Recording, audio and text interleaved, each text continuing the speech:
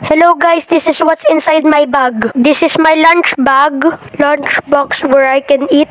This is my hygiene pouch and my toothbrush. Then we have some wipes. And next is alcohol. It's very important.